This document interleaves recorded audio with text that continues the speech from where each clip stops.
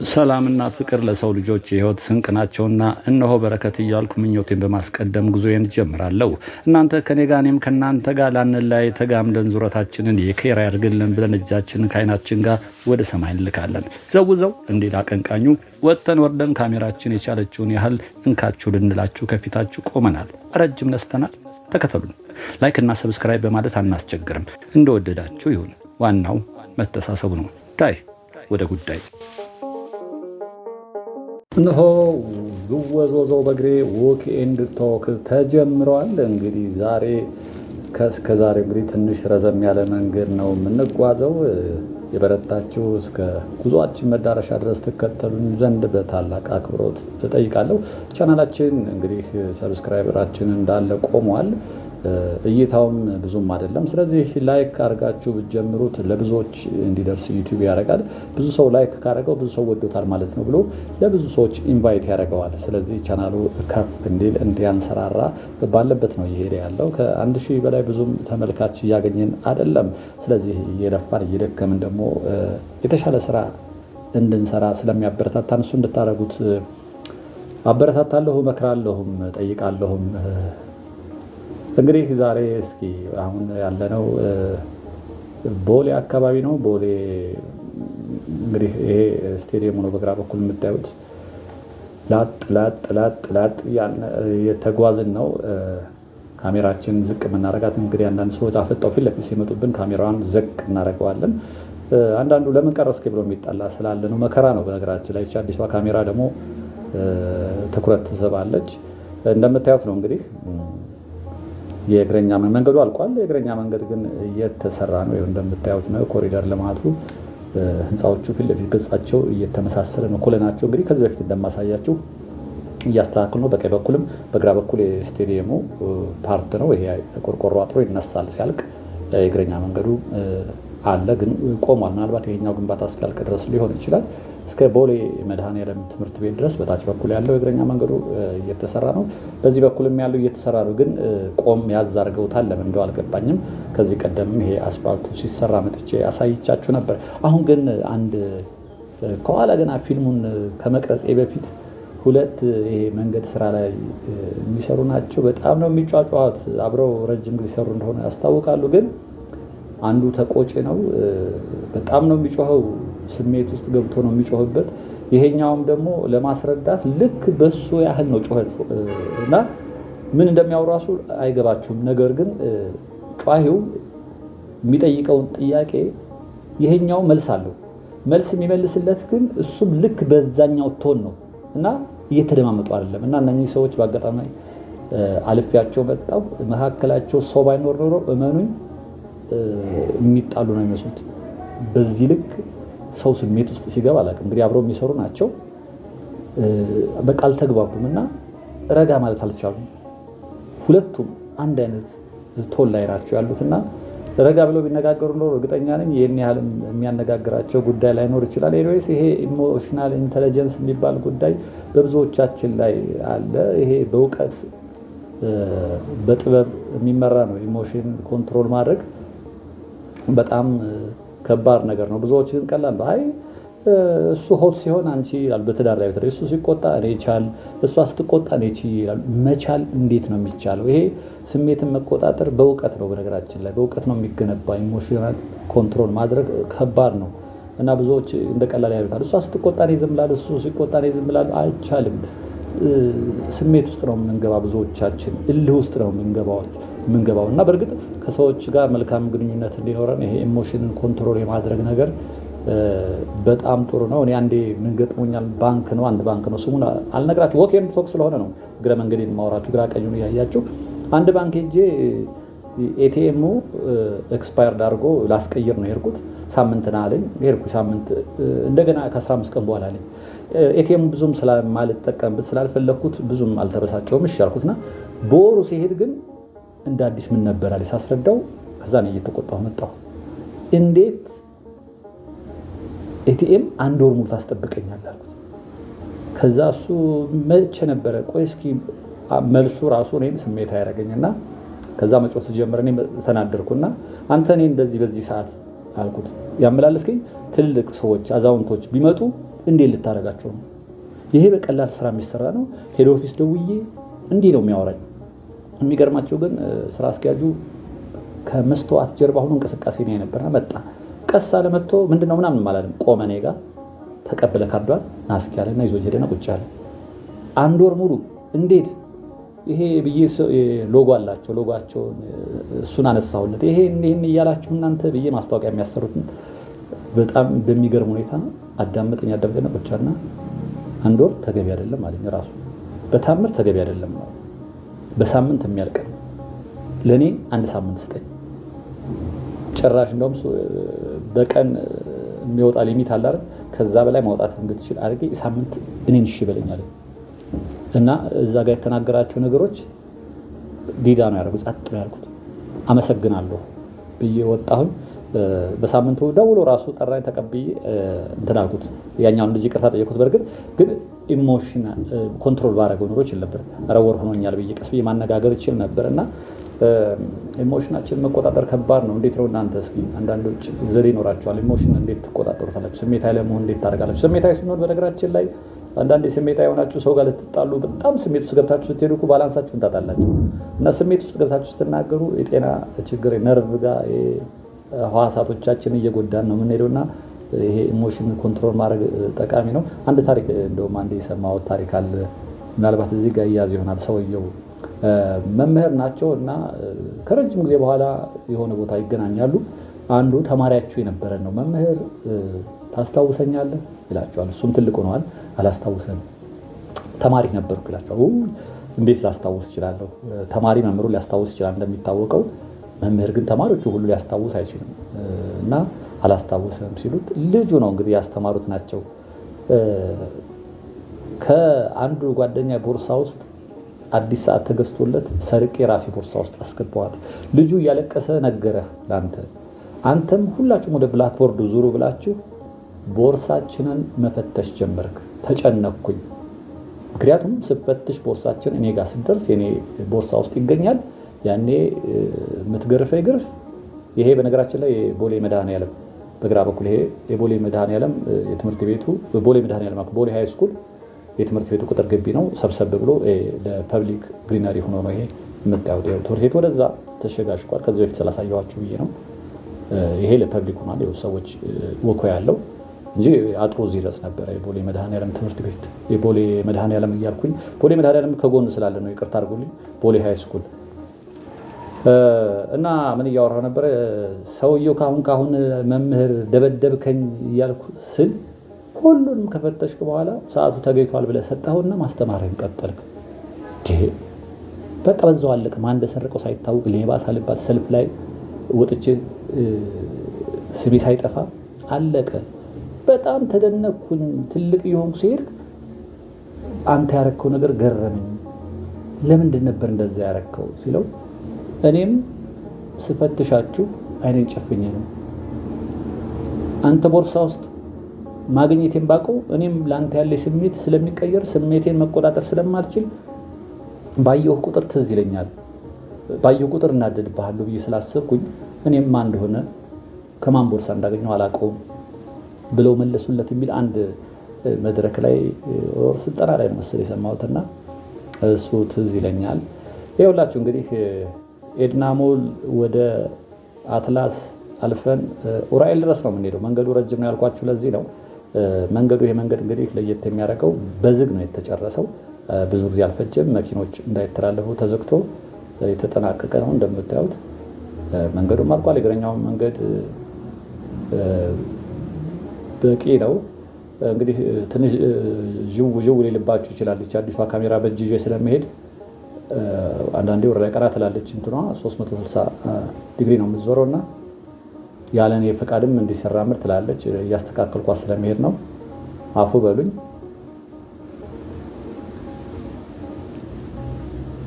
ረጅም መንገድ ነው የምንሄደው። እንግዲህ እንዳልኳችሁ መንገዱ ያምራል። ደግሞ የዳገትም ስለሌለው እንደውም ጥሩ ነው። ሰዎች በእግራቸው ይጓዛሉ። አሁን ሰሞኑን ከነዳጅ ጋር ተያይዞ የትራንስፖርት አገልግሎት እንደ ልብ አይገኝም። በዚህ ግን በግራም በቀኝም በኩል ሰዎች በእግራቸው ሲጓዙ እያየሁ ነው። ይሄ መለመድ ያለበት ጉዳይ ነው። ቻናሌ ሁሌ የሚያበረታታው ነው። ውብ ከተማ ነው። ይሄ አንደኛ መንገድ ነው። ይሄ በነገራችን ላይ ጽድት ያለ አልፎ አልፎ ለመኪና ማቆሚያዎችም አሉ። ለመኪና ታክሲ መሳፈሪያው እዚህ ጋር ሆኗል። በነገራችን ላይ እዚህ አስፓልት ዳር ላይ ነበረ በፊት የሚቆሙት። አሁን ግን ይኸው በቀኝ በኩል የሚታያቸው ታክሲዎች እዛ ውስጥ ገብታችሁ ነው ወደ ተለያየ ቦታ የምትሄዱት። ሊባኖስ የገበያ ማዕከል በነገራችን ላይ በተለይ ቦሌ ከኦሎምፒያ ጀምሮ እስከ ቦሌ ኤርፖርት ድረስ ስትሄዱ አንድ ጓደኛዬ ጋር ብዙ ጊዜ ወክ ስናደርግ በዛ በኩል የምንታዘበው ነገር ነበረ። አብዛኛዎቹ በግራና በቀኝ የሚቆሙ ህንፃዎች የሚከፈቱ ድርጅቶች ስማቸው እንግሊዝኛ ነው። ስም በሰያሚውና በስሙ መካከል እንግዲህ ምንም አይነት ዝምድና አይኖረውም ብዬ አስባለሁ። አንዳንድ ድርጅቶች ስማቸው ይገርማል። የውጭ ስም ነው የሚሰጡት። በእርግጥ እነሱ ምክንያት ይኖራቸዋል። የውጭ ስም ምናልባት ደግሞ ውጭ ሀገር ሄደው በኖሩበት ሀብት ባፈሩበት ውጭ ሀገር ሄደው ደግሞ ለነሱ ተስማሚ ነው ባሉት አገር ስያሜ የሚሰይሙ አሉ። አንዳንዶች ደግሞ ስሙ ዝም ብሎ ደስ ስላላቸው የሚሰይሙ አሉ ድርጅቶች። ምናልባት የንግድ ፍቃድ ሲወጣ አስገዳጅነት ያለው አይመስለኝም። እንደፈለጉ ስም መስጠት ይቻላል። የሚገርመው ደግሞ የውጭ ስም ሆኖ የሚጻፈው ግን በአማርኛ ፊደል የሚጻፍ ገጥሟቸው አያውቅም። የውጭ ስያሜ ሰይሙትና ፊደሎቹ ግን የሚጣሉት በአማርኛው ፊደል የሚጣሉ አሉ። በእርግጥ አንዳንዶቹን አለ እንጂ ብዙዎቹ ፐርሰንት ብታወጡ ግን በተለይ አሁን ባልኳችሁ መስመር 90% ፈረንጅኛ ነው። አንዳንዱ በእርግጥ ለምሳሌ ፒዜሪያ የጣሊያንኛና የኮሪያ የተለያዩ ሀገር የቱርክ እንደዚህ አይነት ምግብ ቤቶች አሉ ስፔሻል ተደርገው የሚሰሩ እነሱ ሰማያቸው ከዛ ሀገር ጋር የተያዘ ሊሆን ይችላል። ከዛ የማያያዙ ቤቶችን በውጭ ሀገር ስያሜ የሚሰየሙ ትክክል ነው ወይ ትላላችሁ? በእርግጥ ደግሞ አንዳንዶች ደግሞ የሚያስገርሙን አሉ። በሀገረኛ ስም በአገራቸው በተወለዱበት ትብታቸው በተቀበረበት በወንዝ ስም ወንዛቸው ስም በተራጩበት ወንዝ ስም ያደርጓሉ። በፈነጩበት ሜዳ በፈነጩበት ተራራ ስም በአካባቢያቸው አድርገው አካባቢያቸውን ምንድነው ይሄ የት አካባቢ የሚገኝ ቦታ ነው ማለት ነው። ራስ አምባ ሲባል አሁን ምንድነው ራስ አምባ ቢለን እንጠይቃለን። ጎንደር ያለ ቦታ እንደሆነ እንግዲህ ከዛ አካባቢ እንደመጡ ሰዎች ያስታውቃልና በአገረኛ ስም ቢሆንስ ንግድ ፈቃድ ሲወጣ አንድ ሰው ለምሳሌ እንደዚህ ዓለም አቀፍ ሰዎችን የሚያስተናግድ ስፔሻል ሆነ ለቻይናዎች የተዘጋጀ ምግብ ቤት ከሆነ ለቱርኮች ለጣሊያኖች ተብሎ ካልሆነ በስተቀር አገረኛ ስም እንዲያወጡ ታሪክ የሚናገር አክሱም ሆቴል ሲል የሚገባን ነገር አለ። አባይ ትራንስፖርት ሲል የሚገባን ነገር አለ። እንደሱ ቢሆን ብዬ አስባለሁ። ምናልባት እንግዲህ የግለሰብ መብት እንዲጋፋ ይችላል። ስምን እንደፈለገ መሰየም መብት ሊኖረው ይችላል። በነገራችን ላይ ይሄ ቋንቋ ጉዳይ በጣም አስቸጋሪ ነው። አንደኛው እንገራችሁ እንግዲህ አዲስ አበባ ውስጥ ሲቪል ሰርቫንቶች ብዙ ጊዜ የሚጠቀሙበት ባስ አለ። እኔ መንገድ ላይ ሲያልፍ አሳያቸዋለሁ። ትልቅ እድል ነው ይሄ። በጠዋት ስትመጡ ትራንስፖርት ሳትከፍሉ በዛ ሰማያዊ ባስ አይታችሁ ከሆነ አንዳንዴ እኔ እነግራቸዋለሁ። ፐብሊክ ሰርቪስ ነው ለሲቪል ሰርቫንቱ አገልግሎት የሚሰጡ ጠዋት ከቤታቸው ያመጡና መስሪያ ቤታቸው ያደርጋሉ። ከቤት መስሪያ ቤት ከማታ ደግሞ ሲወጡ ወደ ቤት ይወስዳሉ። 5 ሳንቲም አከፍሉ። በተለይ ከጥግ እስከ ጥግ ለሚጓዘው ሁነኛ ፍቱን መድኃኒት ነው። ግን የመኪናው ላይ የተጻፈው ፐብሊክ ሰርቪስ ነው የሚለው።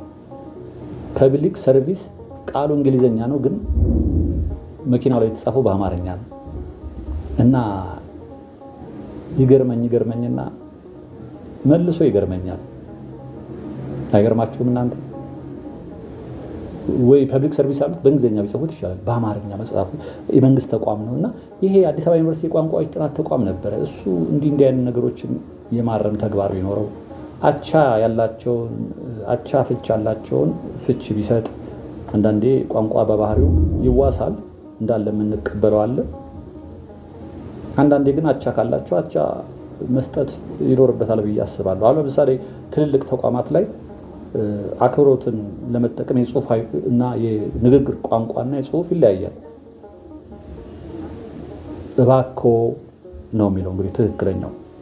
ግን ሲጽፉ አይታችሁ ከሆነ በካፌዎች ምናምን ገብታችሁ ባኮ ይላል። ባኮትን የሚባል ነገር የለም። ለአስተያየት እንዲህ አይነት ነገር ካያችሁ በስመ አብ እጅግ በጣም ብዙ ፈተና ነው ያለብን። በካፌዎች ውስጥ ስታዩ አንዳንዶች መኪናቸው ላይ የሚለጥፉት ትልቅ ድርጅቶች ናቸው ብሎ ባነር ላይ የሚለጥፈውን ስታዩ እንዴት አይነት ሰው ነው የጻፈው ትላላችሁ። በተለይ ትምህርት ቤትም አንዳንዴ ትንንሽ ልጆቻችን ትምህርት ቤት ተምረው ሲመጡ የሚጠቀሙትን ቋንቋ አይታችሁ ከሆነ ይገርማል። አድርጌ የሚለውን ቋንቋ አርግቼ ነው የሚሉት። አርግቼ እንዲህ አርግቼ። እኔ በጣም አንድ ትልቅ ሚዲያ ላይ በጣም በድምፁ መወደው ልጅ አለ። ስፖርት ክፍል ነበር። ከዛ ኖርማል ዜና መምራትም ጀምሯል። ትልቅ ሚዲያ ነው አሁንም አለ ልጁ። ምን ይገርመኛል፣ አርግቼ እያለ ነው የሚያወራው። እንግዲህ እሱ ትክክል ነው የሚመስለው። እንዲህ አድርጌ አይልም። አድርጌ እንዲህ ተደርጎ አይልም። እንዲህ አርግቼ እንዴት አድርጎ እንዳገባው ጎሉን እንዴት አርግቶ ጎሉን እንዳገባው ይላል። እና ሚዲያ ላይ የሚተላለፉ ቋንቋዎች ከዲያሌክቲክ ነፃ የሆኑ መሆን አለባቸው። መደበኛ ቋንቋ መሆን አለበት። እና ልጁ ሳይሆን አርታኢዎች የሉትም፣ ኤዲተሮች የሉም። አንድ ቀን አይ አርግቼ አትበል ማለት ይችላል። እኔ አንድ ሪፖርተር ሆኜ ወደ ጋዜጠኝነት ተቀላቅዬ እየሰራ ሲያወራኝ እሱ አንድ ልጅ እንደዚህ ያለ ያወራልና የመጣበት አካባቢ መስሎኝ አይደለም ከወደ ድሬዳዋ ነው የመጣውና እንደዚህ ነው የሚባለው ስለው አይ ባህር ዳር ዩኒቨርሲቲ ስማር አንድ ልጅ እንደዛ ስለሚል እንደዛ መስሎኝ ነው እኔም ማለት እንዲህ ቋንቋ አጠቃቀማችን። ሌላም ልጅ እንደዚህ አጋጥሞኝ ነው ኃላፊነት የሚለውን ኃላፊትና እያለ ያወራል። ኃላፊነቱን የሚወስደው ይለኛል። ማን ነው ኃላፊነትና ምንድነው የምትለው ስለው ኃላፊነትና። ከዛ ሲገባኝ ኃላፊነቱን ነው እንደ ኖርማል አድርጎታል። ጭራሽ እሱን ሳረመው ሌላውን እንዴ ኃላፊነትና አይባልም እንዴ አለኝ ከጎኔ። እንዴ እኔ እንግዲህ የተማርኩትም ቋንቋና ስነ ጽሁፍ ነው። ቋንቋውንም በትክክል እናገራለሁ ብዬ ማስብኝና ማን ነው የሚያቶ እንትን የሚነግረን? ኢቭን ቤት ነው ትክክለኛው። እቤት የሚለው አሉ። መስተዋድድ ነች። አንተ እቤታቸው ሲያምር የሚሉ ሰምታችሁ አታውቁም? እቤታቸው ያምራል ቤታቸው ነው የሚባለው እንጂ ምንድን ነች ይላሉ። እኔ ብዙ አያት የሚለውን ሀያቴ ይላሉ አንዳንዶች። እና ቋንቋችን ላይ በተለይ ስፔሻሊ እኔ አማርኛ ቋንቋ ላይ አወራሁ እንጂ ሌሎች ቋንቋዎችም ላይ ሲሄድ እየተበረዙ ይሄዱ አሉ። አሁን ደህና ነህ ልጆች የኔም ልጆች እንደዚህ ነው የሚሉት። ግን እንዴት እንዳሉ ስል ኤክስፖዠሩ እንግዲህ አካባቢያቸው ያሉ ልጆች ጋር ነው። ግን ትምህርት ቤትን ብትሄዱ መምህሯ እንደዛ ነው የምትለው፣ ደህና ነህ። ስለዚህ ኖርማል ነው ለነሱ ትክክል ነው። እንደምን ነህ ነው የምትለው። ወክ ኤንድ ቶክ ነው ብዬ ነው እንግዲህ አፌ ላይ የመጣውን ያወራሁላችሁ። ከዚሁ ሳልወጣ ካፌ ውስጥ የሚጻፉትን ተዋቸው። ከዛ ባሻገር ሚኒስትሪ ሚዲያ ላይ እዚህ ጋር ስፖርት ማዘውተሪያ ያያችሁት በግራ በኩል ያለው ለብሷል። ከዚህ በፊት እየተሰራ ነበር ያየሁት፣ ሙሉ በሙሉ ተጠናቋል።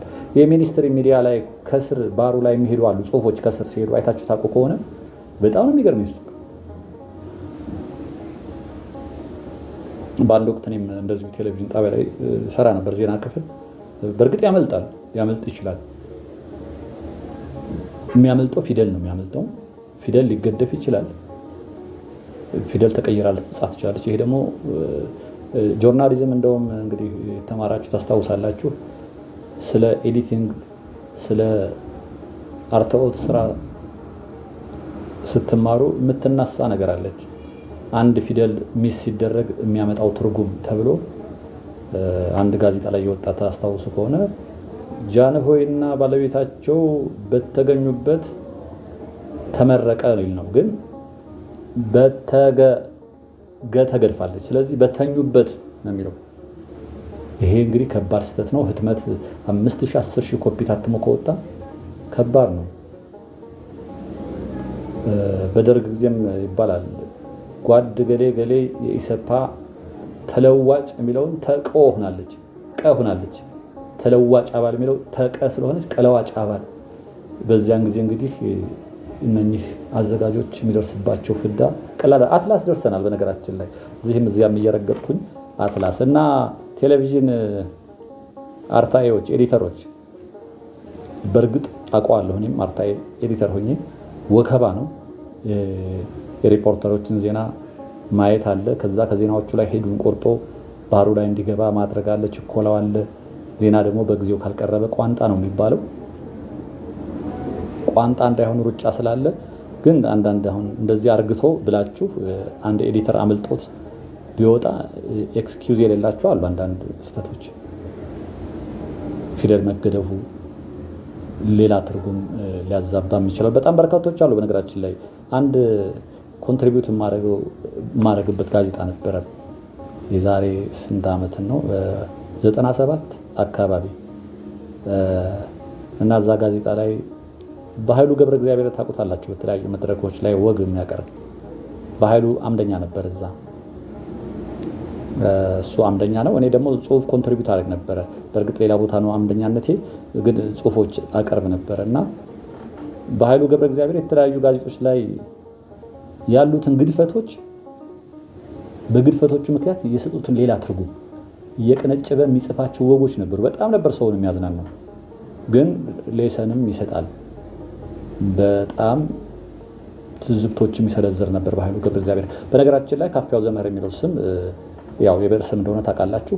እዚሁ አሁን የምላችሁ ዘሞኒተር ነው ጋዜጣው። ዘሞኒተር አማርኛም እንግሊዝኛም ነበረ። አማርኛው ላይ ሲጽፍ አምደኛ አይደለሁም ብላችሁ ተከፋይ አይደለሁም፣ ግን አምደኛ ልሆን ሰዎቹ ጋር ካምፓኒው ጋር ያነጋገራቸው ነው። ግን ዝም ብዬ ጽሁፍ ነበርና አምድ ላይ አስተያየት የሚመጣ አስተያየት አለ፣ ለሱ መልስ እሰጣለሁና ዘላለም መንግስቱ የት እንዳለ አላውቅም። ዘሌ እስኪ ለዚህ መልስ ትጠይኛል፣ ምላሽ ጽፋለሁ። ምን እየሆነ መጣ? አንዳንድ ቀን 3 ጽሁፎች ሰጥቼ 3ቱም የኔ ይወጣል እና በስሜ ሲወጣ ደወለልኝ አንድ ቀን፣ ኧረ 3ቱም ጽሁፍ ሊወጣ ነውና የብዕር ስም ስጠኝ አለኝ። ብዙም አላሰብኩበትም። አንደኛውን በስሜ የመጀመሪያዎቹን ፊደል እስከ አያቴ ተጠቀመ። አንዱ ትክክለኛ ስሜን አደረገ። አንዱን ሲለኝ ካፊያው ዘመህር አልኩት። እንዲህ በጥልቅ አስቤበትም አይደለም። ከዚያ በኋላ ግን እኔ ወደ ጋዜጣው ጽሁፍ ይዤ ስሄድ 2 እና ከዛ በላይ ከሆነ አንዱን በስሜ አድርጌ አንደኛውን ካፊያው ዘመህር አለ ጋዜጣው አለ አሁን ቤት ሳይው እና አሁንም እዚህ ላይ ካፊያው ዘመህር ስለ አንዳንዶቻችሁ ትክክለኛ ስም መስሏችሁ ባለፈው ካሜራ ልንገዛ ስንል አይ ስሙ ኤርሚያስ ነው የሚለው ካፊያው አይደል እንዴ ብሎ የጠየቃለ። ከስር ግን መልሶለታል። አይ የብዕር ስም ነው ይመስለኛል። ያው መቼም ጨዋታ ነው፣ ሀገርሽ ወዴት ነው? ጨዋታ ነው ብዬ ነው። አሁን ወደ ራዕይ ላይ እየተቃረብን ነው፣ ወደ መዳረሻችን። ለፈለፍኩባችሁ። ድምጹን ዘግቶም ምስሉን ብቻ ማየት ይቻላል። እሱን አስቤ ነው። አንዳንዶቻችሁ ኦዲየንሳችሁን እንግዲህ ሁሉንም ይወዳል ሁሉንም ይጠላል ብላችሁ ማሰብ የለባችሁም። ኢትስ ዲፔንድስ። ስለዚህ አሁን ድምጼን መስማት የማይፈልግ ይኖራል። መንገዱን ብቻ ማየት የሚፈልግ ሚውት ማድረግ ስለሚችል ነው።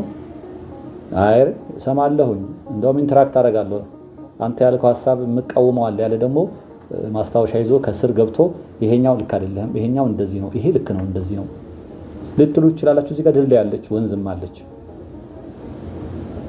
በዚህ ስር የምታልፍ ወንዝ አለች። መንገዱ እንዴት አያችሁት? እዚህ ጋር ወንዝ አለ። ስለዚህ ወንዝ ዳር ልማቱ ይኸው በዚህ ይሄዳል።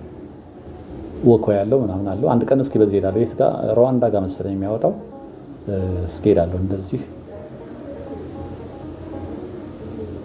ቀና ይስጠን፣ ሰላም ነው። ሄዳለሁ። ስፋቱን አያችሁት? የመንገዱ ስፋት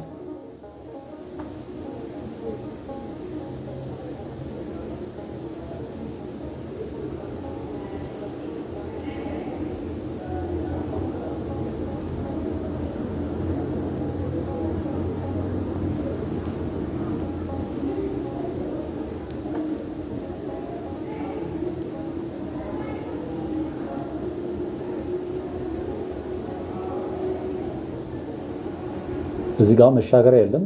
እንግዲህ በህገ ወጥ ነው ዝም ብዬ የምሻገረው። እዚህ ጋር ለመሻገር ብትፈልጉ እንግዲህ መኪኖቹን አይታችሁ ፍጥነታቸው አሁን ለምሳሌ ላይ ትንሽ ዘገት ብል ከላይ ያለች ትደርስብኛለች። ስለዚህ እዚህ ጋር ብሻገር ይሻላል። ከታች ደግሞ ዙራችሁ ካላያችሁ አደጋ ነው። አንዳንድ መንገዶች ምቹ ሲሆኑ ለአደጋም ያጋልጣሉ። ምክንያቱም አሽከርካሪዎች በጣም ነው መንገዱ ስለሚመቻቸው የሚሄዱት። የዛ ነው ያህል ግን ድንገት እግረኛም እንስሳትም ተሳስቶ ከገባ ለማትረፍ ለማዳን አስቸጋሪ ነው የሚሆነው። አንድ አባባል አለ፣ የትራፊኮች አባባል ቶሎ ለመድረስ ቀስ ብለህ ተጓዝ። ይሄ በስነ ጽሁፍ ዘይቤያዊ የሚባል ነው። ላይ ላዩን ስታዩት የማይመስል ግን ሲተነተን የሚመስል ነው። ቀስ ብለህ ከተጓዝ አደጋ አይደርስብህም፣ የምትፈልግበት ቦታ ትደርሳለህ። በፍጥነት ግን ከተጓዝ አደጋ ያጋጥምህና የፈለግከው ቦታ አትደርስም ለማለት ነው። ዘይቤዎች አሉ፣ የስነ ጽሁፍ ተማሪዎች ያውቁታል። አያው ዘይቤ፣ ተምሳሌታዊ፣ ንቡር ጠቃሽ የሚባል አለ። እነኚህ ምስሎች እንግዲህ ላይ ድረስ ያሉት በከተማችን የተሰረቱ መሰረተ ልማቶችን የሚያሳዩ ሆነው ሁለት ፐርፐዝ አላቸው። አሁን እዚህ ጋር የምታዩቸው የተለያዩ ቦታዎች የተገነቡ ናቸው። አንዳንዶቹን አብዛኞቹን ማለት ይቻላል ሄጄባቸዋለሁ። ከዛ ባሻገር ግን ከጀርባቸው የሚሰሩ ልማቶች አሉ። እነሱ እስኪያልቁ ድረስ መከለያም ነው፣ ግን ሪፍሌክት ያደርጋል ከተማችን ውስጥ። በዛ በኩልም አለ እንደዚሁ።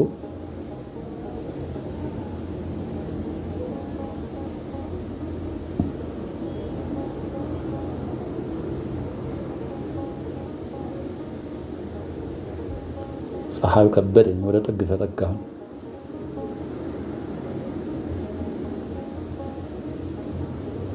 አይዞን እንግዲህ ይሄ ወደ ወሎ ሰፈር የሚወስደው ነው በግራ በኩል።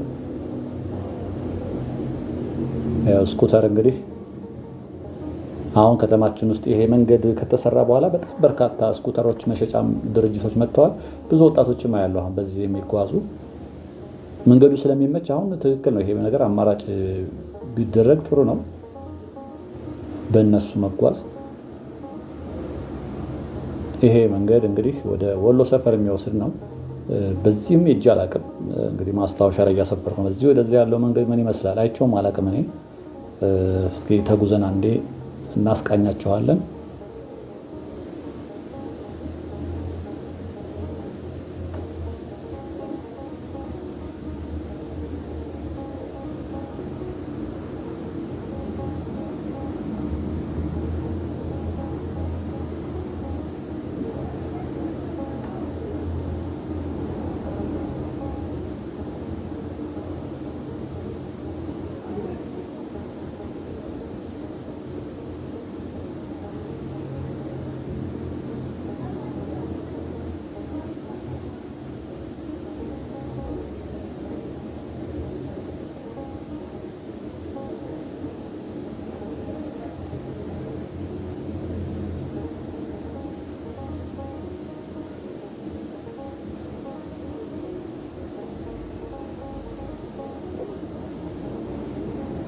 የግንባታ እቃዎች በጣም ተወዷል። ሰው ግን እንዴት እንደሚገነባ አላውቅም። በጣም ነው የተወደደው።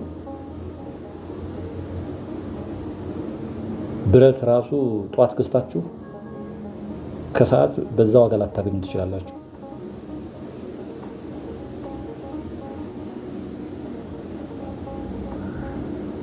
ሲሚንቶ እንደዚህ፣ አሸዋ ለግንባታ በጣም አሁን የሚገነባ ሰው በፊትም እንደዚሁ ይባላል እኮ ቤት ሰሪ ደም የለውም የሚባል ነገር አለ። ያው እንግዲህ ቤት ሰሪ ሲባል የዘመኑን መንፈስ ተከትሎ ነው። ድሮም ይባል ነበር። ይሄ በጊዜው ብዙ ነገር ይጠይቅ ነበር፣ አሁንም ይጠይቃል። ወደፊት ደግሞ ከዚህ የባሰ ይጠይቅና እነኚህ የሰሩት ያኔ የኔማ በርካሽ ጊዜ ነው የሰራ ሊባል ይችላል። በፊት እንግዲህ እኛ ታላላቆች አባት እናቶቻችን እኔ ትዝ ይለኛል እናቴ ስታወራ እውነት የማይመስሉ ነገር ነበሩ። ደሞዛቸውን እኛ ያደግንበትን መንገድ ስታወራ በግ ራሱ የሚሸጥበትን እኔ ራሴ አላወራም ነበር፣ የሚሆንም አይመስለን ነበረ።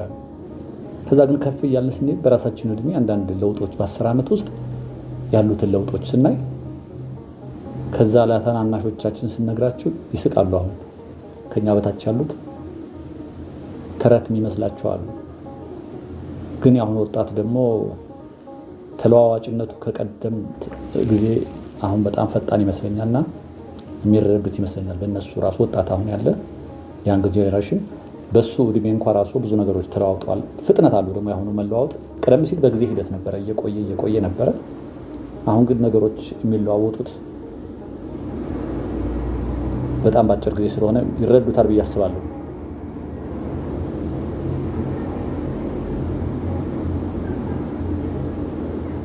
አሁን 10 ብር ምን ዋጋ አለው? አጭር ፌርማታ ታክሲ ነበር በሱ የምንጓዝበት። ከዛ ውጭ 10 ብር የሚሸጥ ነገር ምንድነው? ማስቲካ።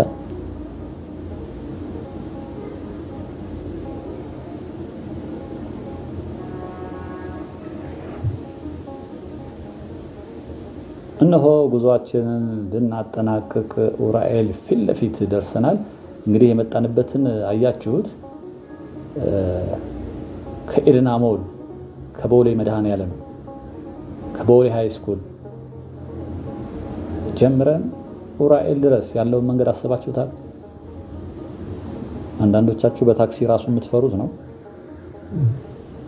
በፀሐይ ከባድ ነው የሚባል ነው። ይሄው እኛ ወጥተናል። ይሄ በቀኝ በኩል የምታዩት የመኪና ማቆሚያው ፊት ለፊት የምታዩት የኡራኤል ቤተክርስቲያን ነው። እዚህ ጋር ያያችሁት ፓርኪንግ ሰፊ ቦታ አለ። የኡራኤል ቤተክርስቲያን ነው ይሄ። በቀኝ በኩል ያለው የሱ ህንጻዎች ናቸው።